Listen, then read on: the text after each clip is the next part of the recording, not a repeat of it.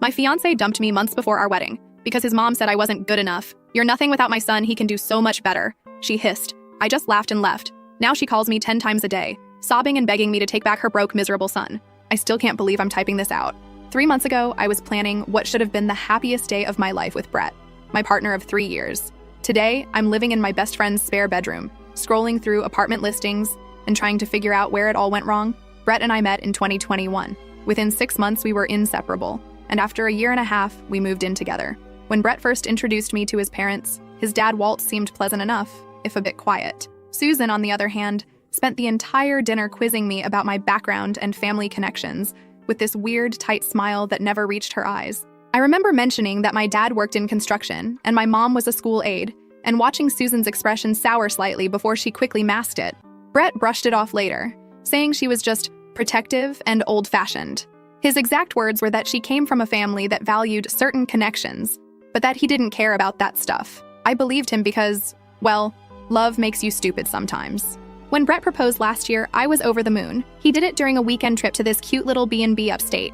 We agreed on a medium-sized wedding. Nothing extravagant since we were both saving for a house down payment. The problem started almost immediately after we announced our engagement. Susan insisted on being involved in every single detail. At first, it seemed helpful. She had connections with vendors and offered to help coordinate since I work long hours, but it quickly became obvious she was taking over.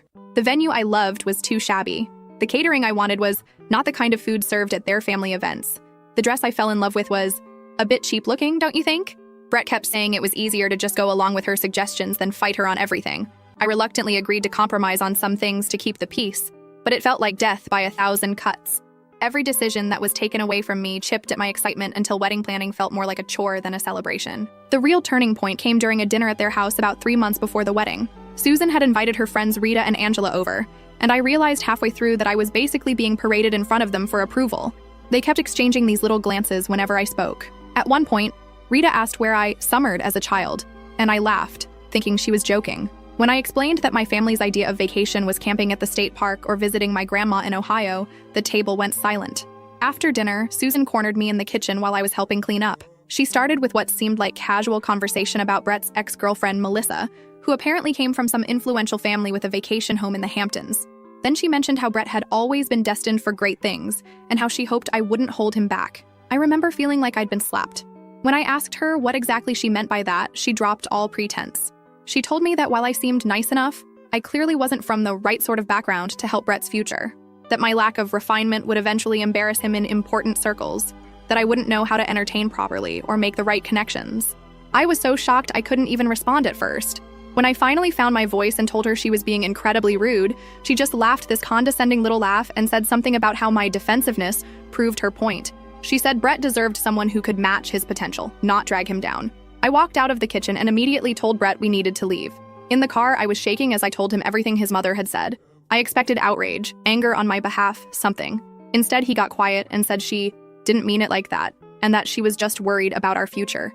He asked if maybe I had misunderstood her tone. That night was our first major fight. I couldn't believe he was defending her behavior. He eventually admitted that his mother had been expressing concerns about our compatibility for months. Apparently, she'd been filling his head with doubts about whether I would fit in with the future he imagined. The worst part? He was actually listening to her. Over the next 2 weeks, things deteriorated rapidly. Brett became distant and started staying late at work. When he was home, he'd bring up random concerns about our relationship that never existed before, like whether our different backgrounds would cause problems with raising kids, or if I'd be comfortable at his company events. It all came to a head when Susan invited us over for another dinner, supposedly to clear the air. Brett practically begged me to go, saying she wanted to apologize. Like an idiot, I believed him and went. There was no apology. Instead, Susan spent the entire evening making backhanded comments about my clothes, my table manners, even the way I spoke. When Brett stepped outside to take a phone call, she leaned across the table and said, with this chilling certainty, that I was nothing without her son, that he could do so much better than me, and that I should walk away before I ruined his life with my ordinariness. When I started crying, she actually rolled her eyes and said my emotional behavior just proved her point about my lack of composure. When Brett returned, I was gathering my things to leave. When he asked what happened, Susan put on this concerned face and said I had overreacted to some gentle advice about wedding planning. I was done. In the car, I told Brett exactly what happened and said he needed to choose. Either we cut contact with his mother until she could respect me, or the wedding was off. I expected him to finally stand up for me. He didn't. Instead, he said maybe his mother was right. Maybe we were rushing into things. Maybe we did come from two different worlds to make it work. The man I loved, who had sworn he didn't care about status or background, was suddenly parroting his mother's classist nonsense. I took off my engagement ring and placed it on the dashboard. I told him to drop me at Angela's place instead of our apartment. He didn't even try to stop me when I got out of the car. The next day, while Brett was at work, I packed most of my things from our apartment. I left my key and a note saying I would arrange to get the rest of my stuff later. I blocked his mother's number immediately, though I kept Brett unblocked in case he came to his senses. He texted a few days later with a pathetic message about how he was confused and needed time to think. I replied that there was nothing to think about. Either he was willing to build a life with me based on love and respect, or he wasn't. His response? That maybe we should take a break until after his big work project was finished, then reassess. That was my answer. 3 years together, and he couldn't even properly break up with me, just wanted to keep me hanging on while he reassessed. I told him not to contact me again. According to mutual friends, Brett has been telling people we mutually decided to call off the wedding due to different life goals. Meanwhile, I've thrown myself into rebuilding my life. Yesterday, I got a voicemail from Susan. I don't know how she got my new number, but she was sniffling and asking if we could talk about Brett. I didn't listen to the whole thing before deleting it. Whatever drama is happening in their perfect little world isn't my problem anymore. I know this was long, but I needed to get it off my chest. The wedding would have been next weekend. Instead, I'm taking myself on a solo trip to a beach rental I found on Airbnb. Not the honeymoon I imagined, but maybe exactly the fresh start I need. First update. First of all, thank you so much for all the support on my original post. The first month after the breakup was honestly a blur. I stayed on Angela's pull-out couch longer than I planned to. She's literally a saint. Every morning I'd wake up disoriented, reaching for Brett before remembering everything that happened. My appetite disappeared and I lost 10 pounds without trying. Angela started leaving protein bars on the coffee table because I'd forget to eat. I spent a lot of time just staring at apartment listings without actually calling anyone. Something about making that move felt so final. Angela never pressured me, but after about 3 weeks, she gently suggested we go look at a place that had just opened up in her friend's building.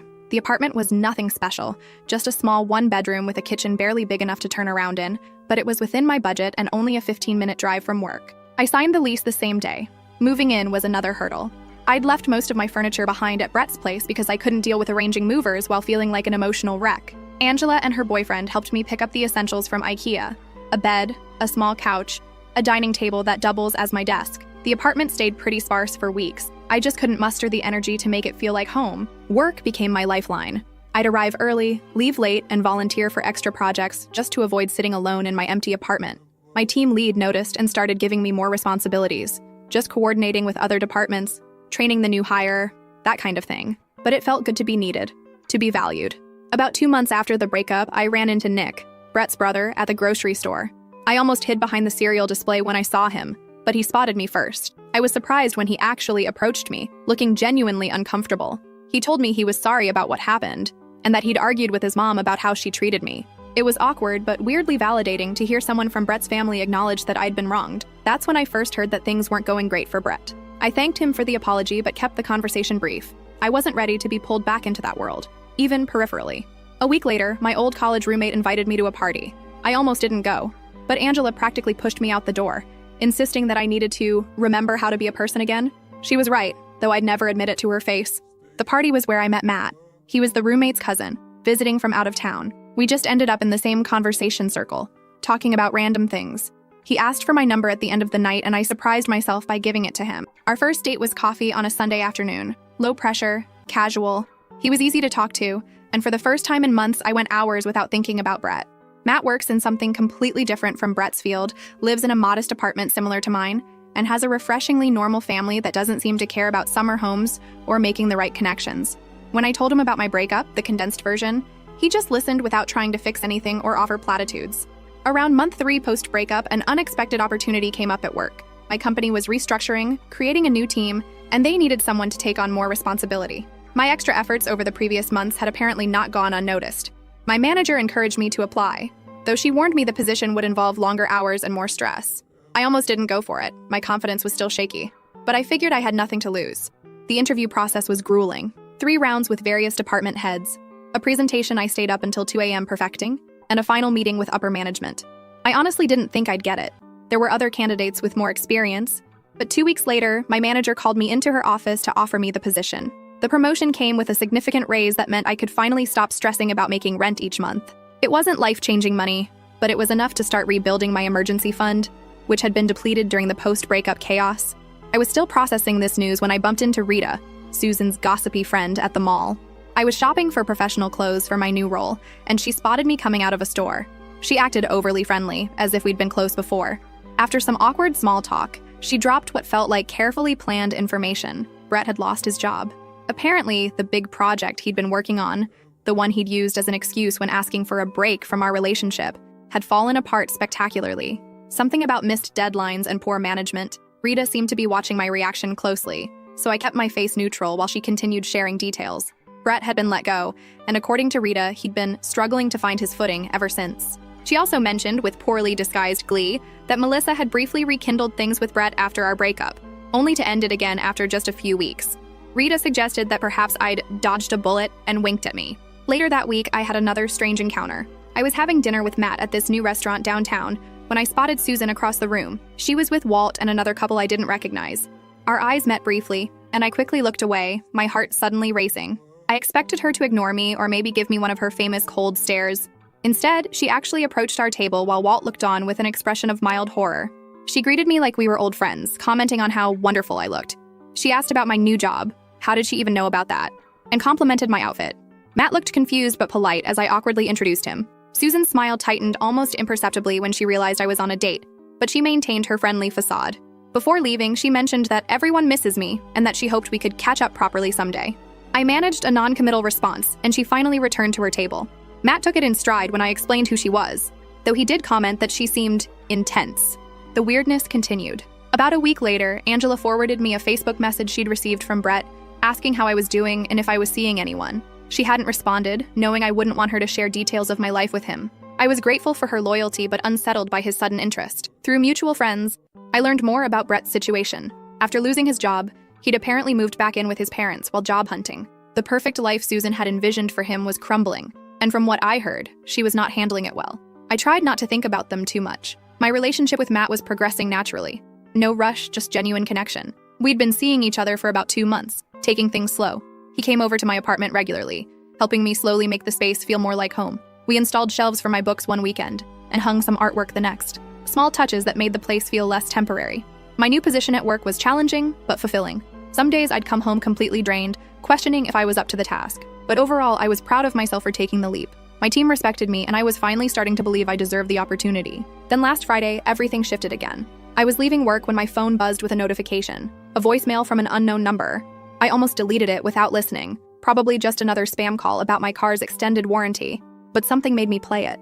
It was Susan, her voice thick with what sounded like tears. She said she'd been trying to reach me, that she needed to talk to me about Brett, that he wasn't doing well, that she'd made a terrible mistake, that she'd do anything to fix things between us. 6 months ago, this woman told me I was nothing without her son. Now she was practically begging for my help. I didn't call her back. Instead, I went to Matt's place as we'd planned, but the voicemail kept playing in my head throughout the evening. Matt noticed something was off and asked what was wrong. When I told him, he didn't tell me what to do or offer solutions. He just asked what I wanted, what would give me peace. I woke up this morning to 3 more missed calls from Susan and a text from a number I didn't recognize, but assumed was Brett's new phone. I haven't opened it yet. I guess my question now is, do I engage at all? Last update. So it's been about a month since my last update, and I need to vent because things have gotten weird. Like, uncomfortably weird. When I ended my last post, I mentioned that Susan had left me a tearful voicemail and I wasn't sure whether to respond. After debating for 3 days about whether to return Susan's call, I finally decided to text Brett's number, the unknown one that had texted me, with a simple message asking what was going on. I figured a text was safer than a call, easier to ignore if things got uncomfortable. Within 5 minutes, literally 5 minutes, my phone rang. It was Susan, not Brett.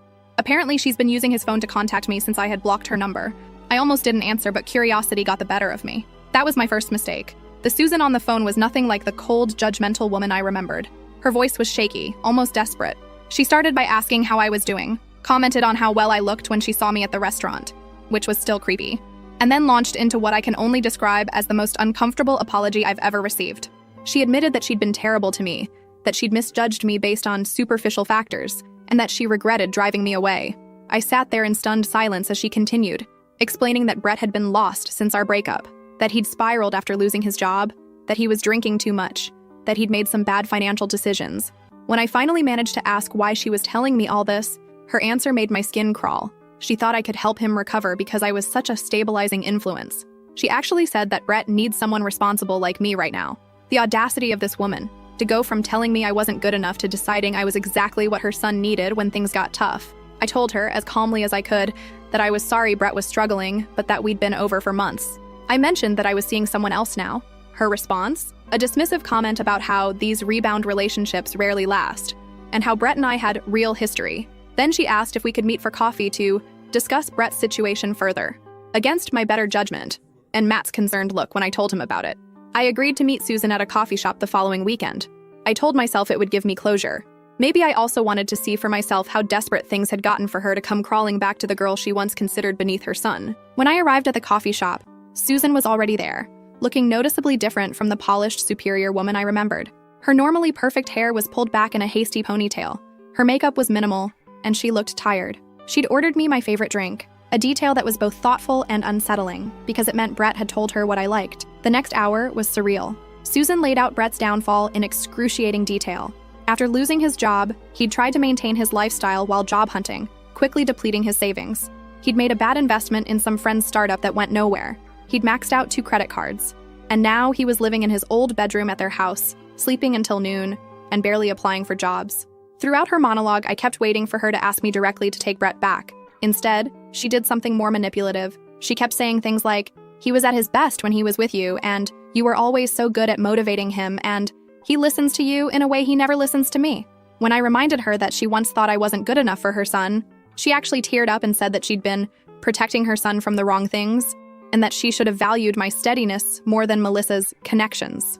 I almost laughed at how transparent she was being. I was suddenly steady rather than boring, responsible rather than lacking ambition. I left that meeting feeling oddly hollow. I'd expected satisfaction seeing Susan brought low, but mostly I felt pity mixed with lingering anger. I told her I'd think about talking to Brett, but made no promises. That should have been the end of it. It wasn't.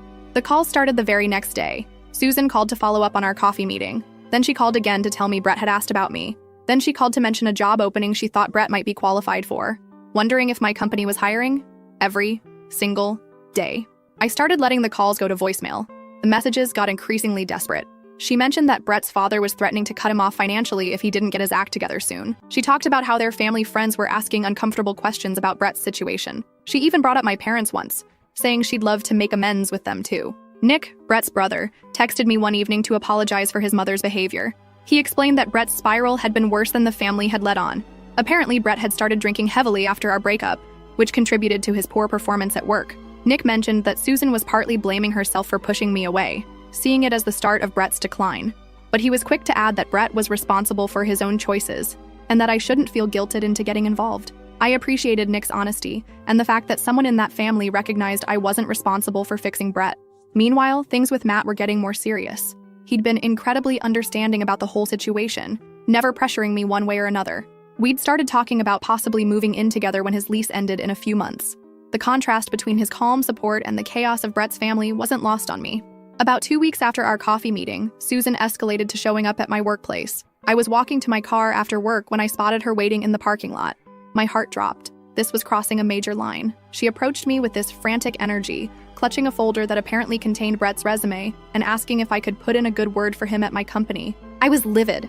I told her firmly that her behavior was inappropriate and that she needed to stop contacting me. Her face crumpled, and she started crying right there in the parking lot, saying she didn't know what else to do, that Brett wasn't listening to her, that she was desperate to help her son. A few of my co-workers witnessed this uncomfortable scene, which was mortifying. I ended up guiding Susan to a bench away from the main entrance and telling her, as calmly as I could, that I couldn't help her or Brett, that our relationship was over, and that she needed to respect my boundaries. She left eventually. For the rest of the week, I got curious looks from coworkers who had seen the parking lot scene. Angela, who also works at my company, fielded questions from people wanting to know who the crying woman was.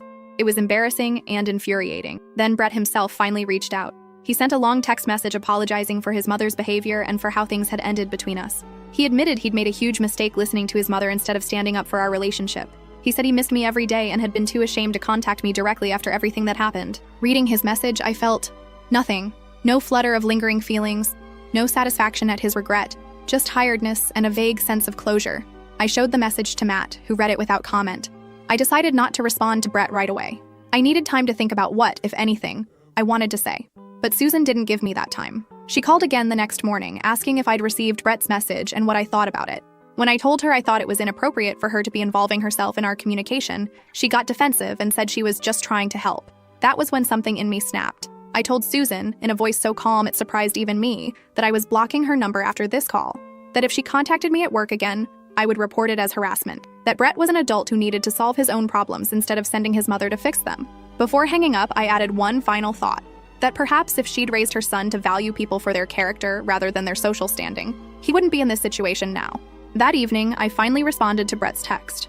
I told him I forgave him for how things ended because holding on to anger wasn't helping either of us. But I also made it clear that we had no future together, that I had moved on, and that he needed to do the same. I suggested he get professional help for his drinking and gambling, and that he needed to stop letting his mother fight his battles.